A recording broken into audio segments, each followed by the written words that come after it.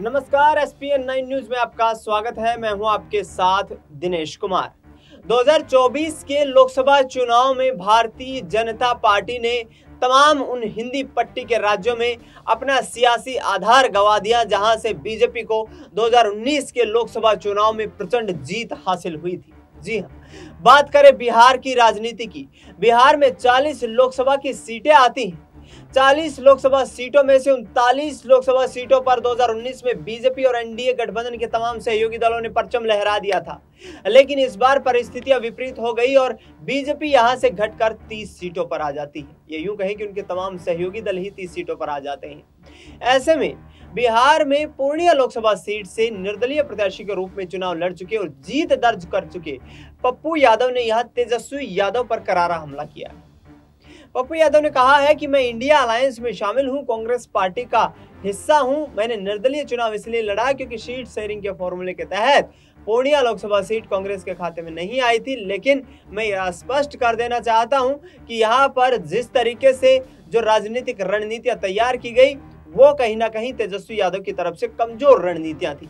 उन्होंने कहा कि कांग्रेस पार्टी को न सिर्फ 9 सीटों पर चुनाव लड़ना चाहिए था बल्कि और भी अधिक सीटों की मांग करनी चाहिए थी। यदि ऐसा होता हुआ प्रतीत होता तो बिहार का राजनीतिक समीकरण कुछ और बदलता हुआ नजर आता और बीजेपी को यहां से और भी तगड़ा झटका लग सकता था।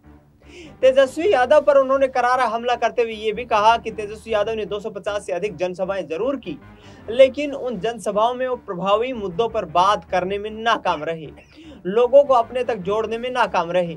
वरना प्रदेश में बीजेपी और जेडीयू के खिलाफ जबरदस्त एंटी इनकम्बेंसी थी और इस एंटी इनकम्बेंसी का फायदा उठाने के लिए कारगर रणनीतियां यदि बनाई जाती तो उत्तर प्रदेश की तर्ज पर भारतीय जनता पार्टी को बिहार में भी तगड़ा झटका लग सकता था। क्या अब पप्पू यादव और तेजस्वी यादव एक दूसरे के आमने सामने आकर के राजनीति करेंगे? और पप्पू यादव लगातार ये कहते रहे हैं कि कांग्रेस पार्टी को मजबूत करने के लिए मुझे जो भी लड़ाई लड़नी पड़ेगी उसके लिए मैं तैयार हूं। तो देखना ही होगा कि आखिरकार परिस्थितियां किस तरीके से आगे बढ़ती हैं, क्योंकि बिहार में ये भी कहा जा रहा है कि 6 से 7 ऐसे विधायक हैं जो जेडीयू खेमे से आरजेडी में आना चाहते हैं और तेजस्वी यादव के संपर्क में बताए जा रहे हैं। ऐसे में तमाम राजनीति के जानकारों का ये कहना है कि नीतीश कुमार ऐसा खेल खेलने के लिए तमाम प्रयास कर रहे हैं और बिहार में नीतीश कुमार अपने ही विधायकों को यहां पर पार्टी छुड़वाकर आरजेडी में शामिल करवा देना चाहते हैं, जिसके आधार पर ये जो है बिहार में सत्ता का तख्ता पलट किया जाए।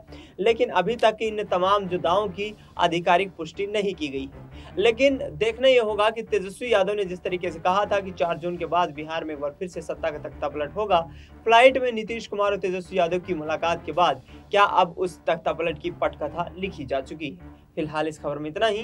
देश दुनिया की तमाम बड़ी खबरों के लिए आप देखते रहिए एसपीएन 9 न्यूज।